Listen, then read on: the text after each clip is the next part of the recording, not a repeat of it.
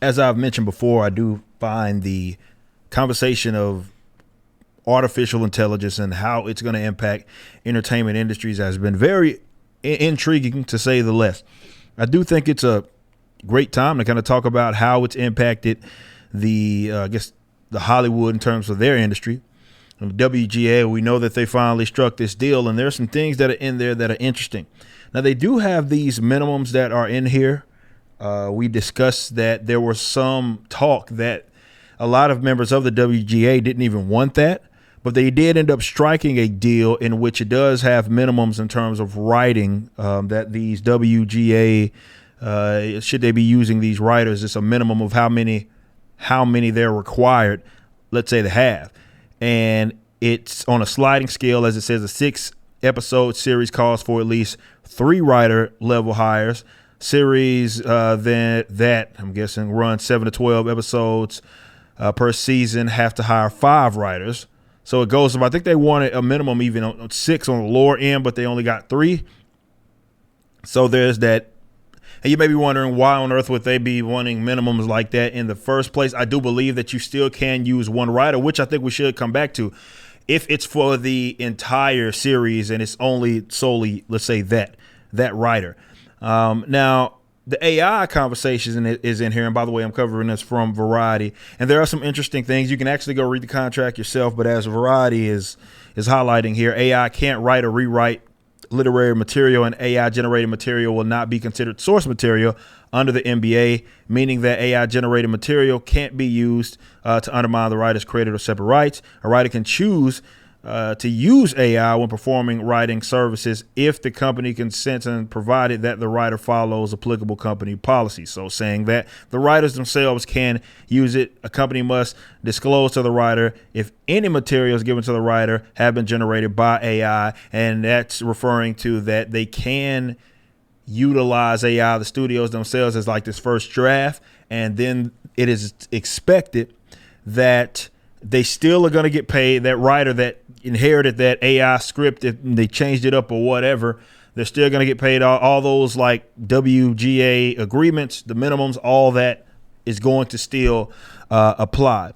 Now, of course, this gets intriguing because, people are going to talk about the rights, as far as the IP and stuff being ineligible using AI and how much you need to change and all that, which, again, it's an interesting conversation. And what Hollywood right now, as far as the writers, and we're going to have the same conversation probably with the actors and even with just other basic stuff, they're trying to future-proof themselves to maintain a job. And I don't even know if they were able to do that. And if we can actually consider a win, consider it a win for them.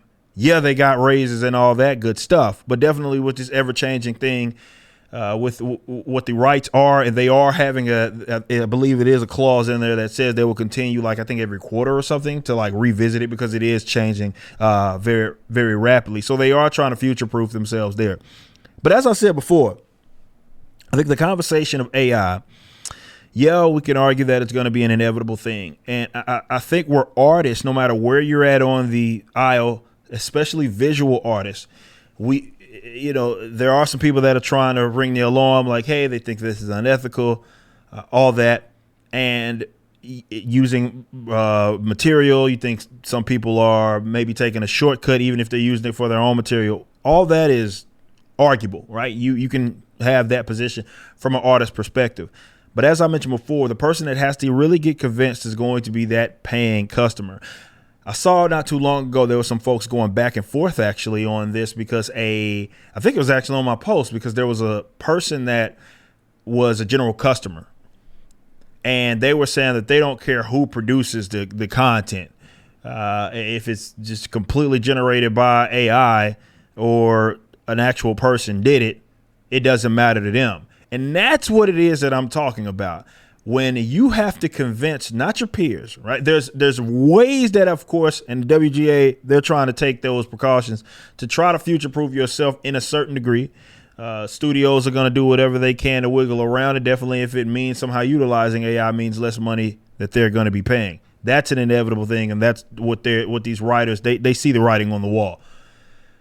But as this thing continues to change, if people have that attitude, then where does the original or traditional artist sort of fall into it if they do their own work realistically?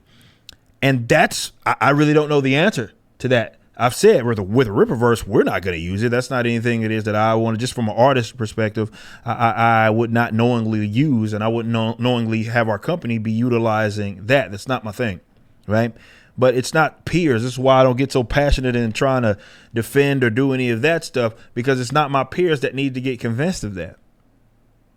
I don't think it's time to have the conversation yet. It's worth it, I guess, in some case, but it hasn't just changed everything already. We're at the beginning stages of this, so the conversation is going to eventually be had.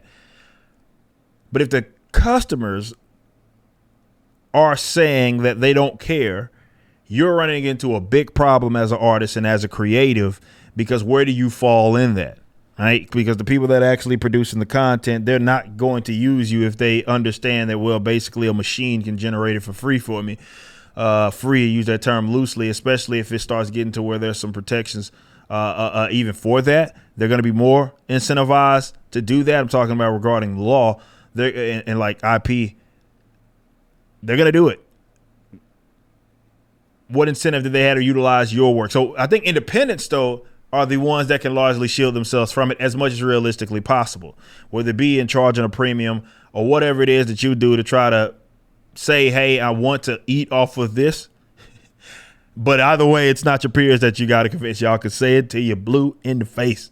You can say, hey, man, I think this is stupid. I think this is goofy. It's unethical, blah, blah, blah. But at the end of the day, it's those customers that have to be convinced that, well, the way that you produce it is preferable. It's more beneficial in whatever ways. And to be fair, there are some people that are seeing it that way.